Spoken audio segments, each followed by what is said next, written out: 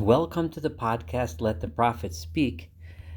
Today, I am going to continue the Prophet Jeremiah 31b, the second portion of chapter 31, and we're going to start today with verse 15 as we finish 31a at verse 14. Remember that we are still reading about that wondrous day in the future, and we just read in 31a about the wondrous day when the people of Israel will return to the land, the joy and the happiness and the dancing, and how wonderful life is going to be. And God reminded us of the forever love that He has for us, and the love how it was established in the desert, and by creating the bond of the Torah with the Jewish people, and then giving them a mission to bring to the rest of the world. Now it's time, when you come back to Israel, announce this to all the world. Tell all the nations of the world, you have your chance. But now at this point, Jeremiah, remember, is standing at the time, at the verge of the destruction of the temple, and at the verge of the end of the kingdom of Judea. And he looks to the north, and he sees there once was another nation, the northern kingdom of Israel. And generations ago, they were destroyed and they were exiled. And we don't hear from them. We don't know from them. We don't know where they are. Remember, when Jeremiah is writing letters back and forth that we've been studying these past few chapters to the exiles of Judea that had been sent to Babylon, and they are corresponding with the people remaining in Jerusalem, talking about coming back, asking about when God was going to redeem them, when they should come back, when they will come back. But the people of the northern kingdom are gone, completely gone. Looking at that northern kingdom, you can imagine how lost he must have felt. Is this going to be the fate of the people of Judea also? Are they going to be completely lost in exile? Jeremiah's answer, and God, which is obviously God's answer, is no. And not only will the people of Judea not be lost, the people of Israel, the people of the northern kingdom that you think are lost, will not be lost. They will come back too. In that context, let's read verse 15. Kol amar Adonai, so says God. Kol birama nishma. There is a voice in Ramah, in a place, which is a place name, and we can hear this voice. Nihi v'chi samurim. It is the sound of wailing, of bitter crying, of Rachel, of the mother Rachel, mivako al boneo, who is crying over her children. Me'anol hinachem, she refuses to be comforted al boneo regarding her children. Ki enenu, for her children are no longer here. Now remember, Rachel, she is the mother of Ephraim and Manasseh, and the grandmother, to be more accurate, but from her descendant, her son was Joseph, whose children were Ephraim and Manasseh. Rachel is the image of the mother, the matriarch of the northern kingdom. I'm choosing to use the Radak's first explanation of this verse. I know there's a lot of midrashic and Talmudic literature on this verse, but I'm leaving that aside and trying to let the verse speak for itself. Here, Rachel is being referenced because Rachel is the matriarch of the northern kingdom, and the northern kingdom is me'anol hinachem. She refuses to be comforted. Albana and her children, ki einenu, for they are gone. Those children are lost. They're gone. Where are they? We don't hear from them. However, Ko amar Adonai, so says God. This is verse 16. Men'i kolech mivechi. Stop your voice from crying. Stop crying. Me'inayach midima. Stop your eyes from shedding tears. Why? Ki yesh sachar lefa'ulatech. There is a reward for that which you have done. Nu'am Adonai, says God. Vishavu me'eretz oyev. Your children, even the children of the northern kingdom that seem to be lost, they will return. They will come back from the land of the enemy. What does this mean? That there is reward for fa'ulatech.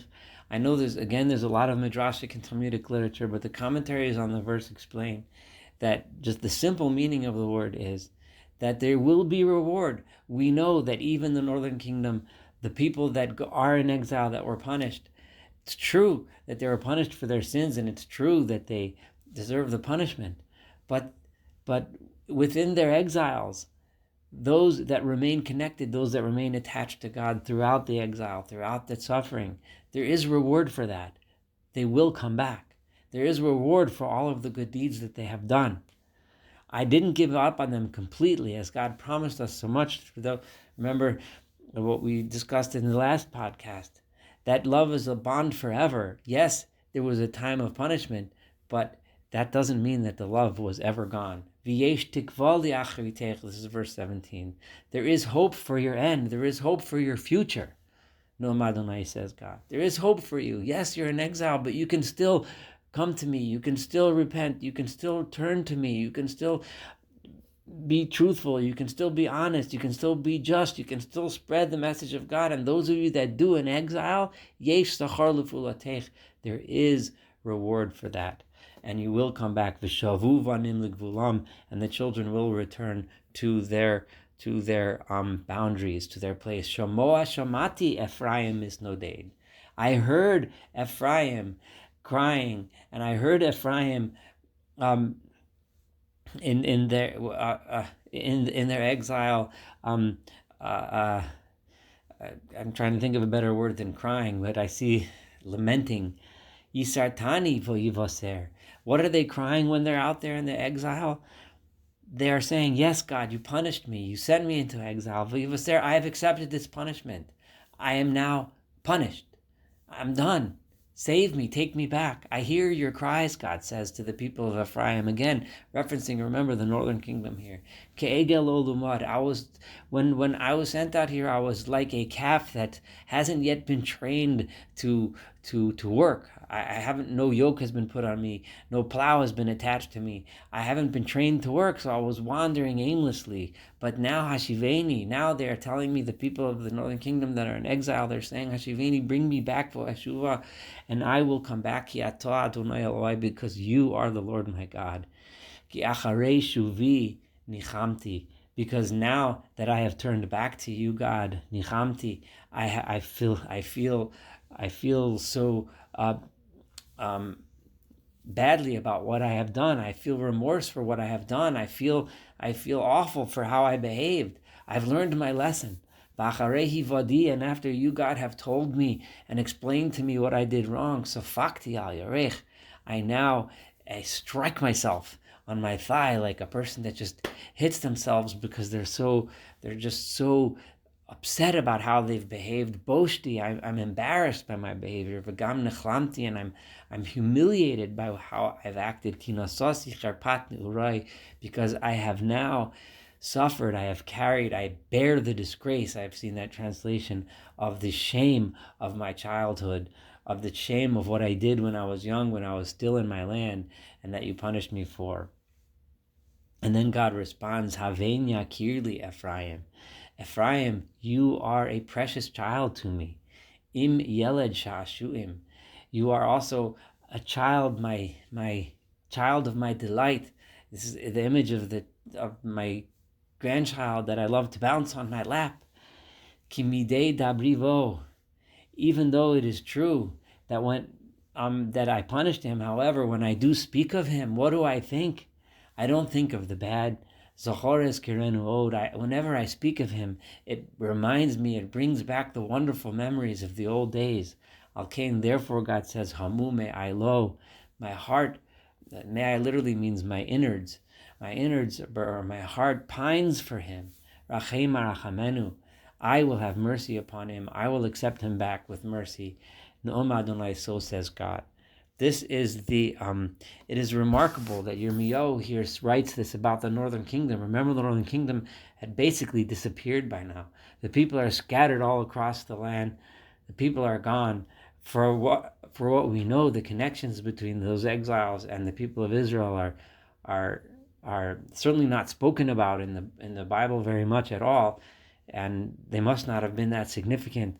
But Jeremiah knows that they're out there, and that they are pining for God, and many of them want to return, and therefore he tells them that they will return. But this is also an extremely important message to tell the people of Judah, because remember, Jeremiah is telling the people of Judah that you're going to be stuck in exile for 70 years. We just studied this just a few chapters ago. And maybe the people in Judah are thinking, oh no, that means forever. That means it'll never, once we're here for generation after generation, we're just going to end up assimilating into this society that we're in, and there never will be a Judea again. There never will be a temple again. Jeremiah is saying, no, those brothers of yours of the northern kingdom, Israel, they also, you think they disappeared? They did not disappear. They're going to come back as well. And therefore, because you will come back, no matter how lost you are. Because remember, the people of Judah are looking, saying, well, the people of the northern kingdom are gone. Jeremiah is saying, no, they're not gone. They might be a little more lost than you, but no matter how lost you are, you're going to come back. And therefore, verse 21, Hatzivi loch tziyunim, leave signposts along the way as you go into exile. Simi loch tamrurim, set up for yourself markers, because like this is an imagery of, yes, you're traveling away, but leave breadcrumbs, so to speak, so that you know the way back.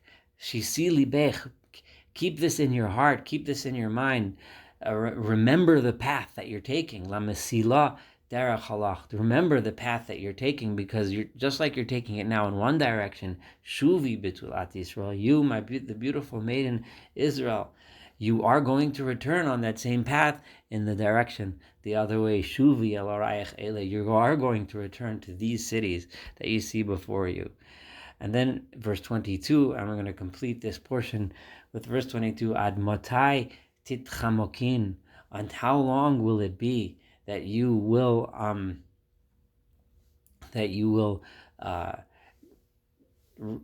rebel against me? Habat hashoveva, you rebellious daughter.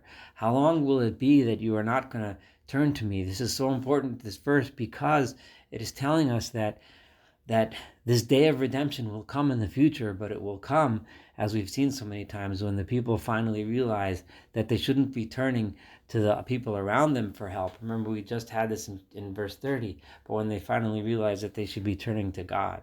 How long will it take until you finally turn towards me? Ki vara Adonai chadosha ba'aretz. It has happened, something completely new in the land. Nekeva tisovev gaver. Now we have a woman who is searching for a man. In the normal way of things, it's a man that searches for a woman. Remember, the image of Israel as the bride. Now it is the bride that should be seeking out God. It is the people of Israel that should be seeking out God. And in the future day, that's what it will be. The people of Israel will finally turn towards God. They will find him, and then they will take him back. In this sense, this is different than the normal way where the man searches for the woman and finds her and brings her into his home. At least that's how it was in classical times. But now, in the future, it will be the people of Israel who have the image of God's bride will search for him and then find him. Thank you so much for studying chapter 31b, the second portion. Looking forward to studying chapter 31c, the third part of this chapter together. Thank you so much.